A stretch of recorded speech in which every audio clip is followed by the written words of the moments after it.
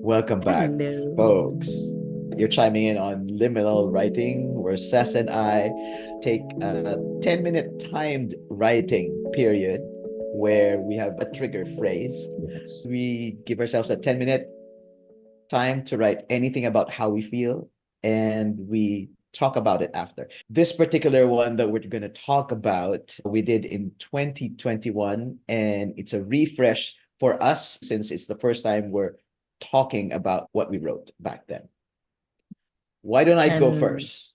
go Oh, ahead. sorry, Sess. Yeah, go, go, No, go, I was go. gonna say we haven't seen this work for a long time. It's in our archives, and we kind of just pluck out Yeah. from that archive for these podcast series and refresh. So this will Yeah. be fun.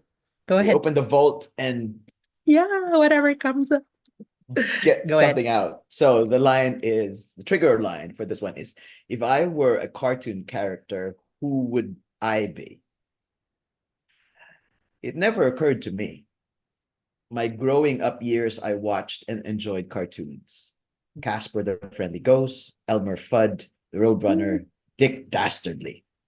But I've never seen myself as any of them. But looking back, as I stand past the halfway mark of living 100 years, I would be an amalgamation of Fozzie Bear, Uh, Kermit, Dr. Bunsen Honeydew, the Muppets who accompanied me on Sunday evenings.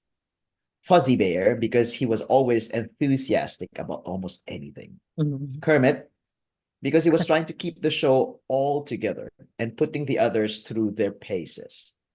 And Dr. Bunsen Honeydew, because he was exploring and playing with experiments even without eyes. Oh, he had eyeglasses, though. So to me, it meant seeing beyond what was visible. So being a Muppet is more to my liking, textures, colors, and all. Oh my God, the Funny. Muppets. And also gave made Miss Piggy feel good. That was his role. How about you?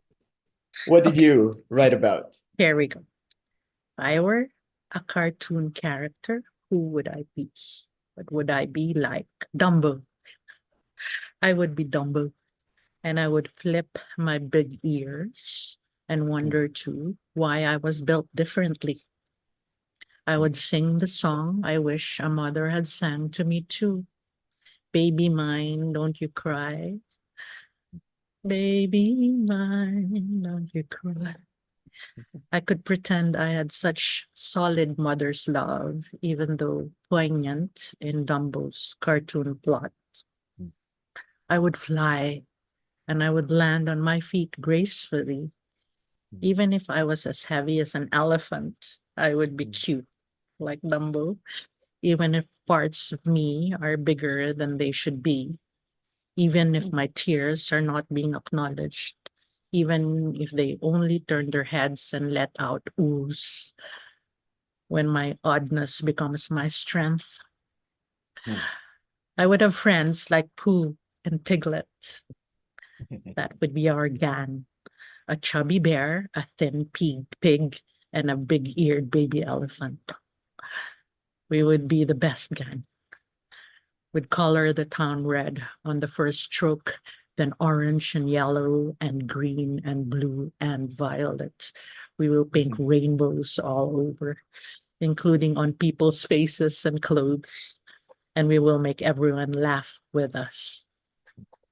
That's it.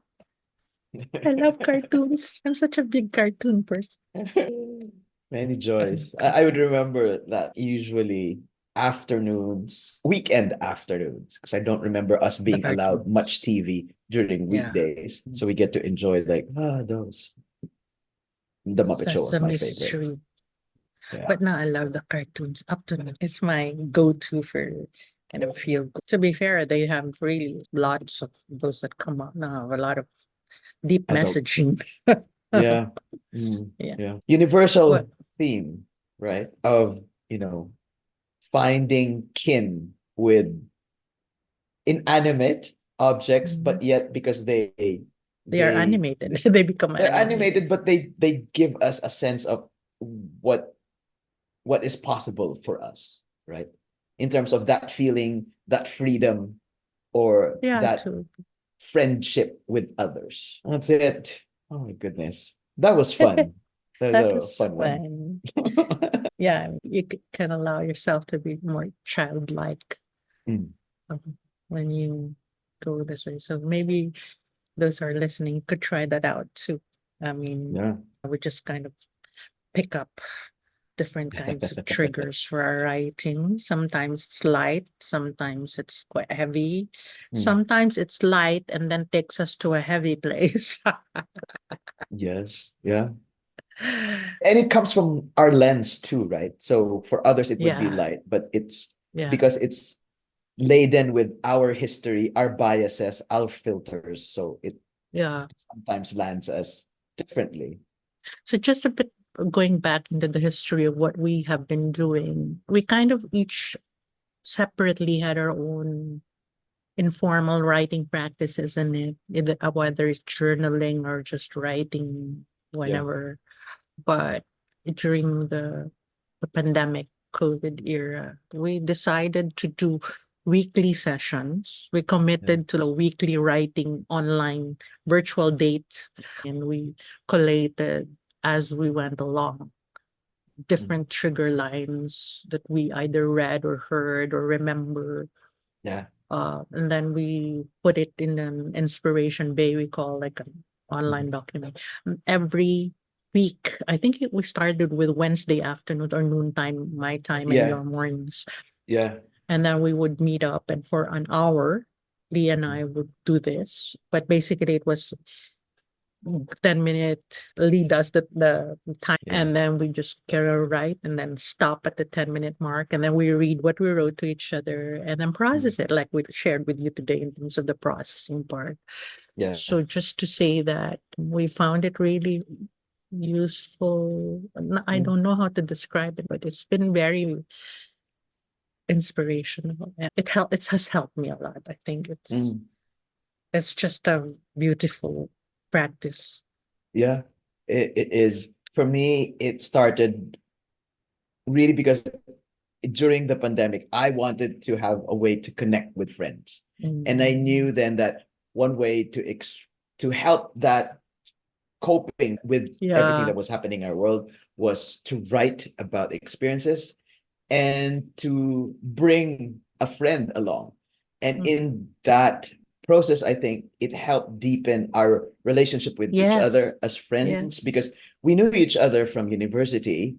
But Yep. then, of course, life decisions brought us to Yeah. different places in our And even lives. now, we're not together in one place. You're in Yeah. Toronto. I'm in London. We haven't seen each other for years. Yeah. I mean, But there's face to face that in person. connection about, But every week we get to process something based on what we've written. and that means getting to know the other person in a deeper, more intimate way and understand, okay, so that's Yeah. why, right? At the same time, for me, it's helped me along my ups and downs too, because I've been going through a lot. Mm, COVID had me bad with yeah. severe COVID, just kind of how it's affected me and what I've been going through in the recent years. These Mm, sessions have been opportunities for us to actually do a bit of support yeah, therapy very to much each so. other, isn't it? So, Yeah. And it's a great way to be invigorated with the ability to express oneself yeah, true. Very creatively, true. right? Yeah. And so Very helping affirming for me. helping to shape the world Mm, that we yeah. have And again, with words. who knows? I mean, there's no judgment if it's trash or good or whatever. Whatever comes is out of the writing is Yeah, it it's is what our it point is, of and view. we Mm, embrace it fully and we just have fun with it. absolutely.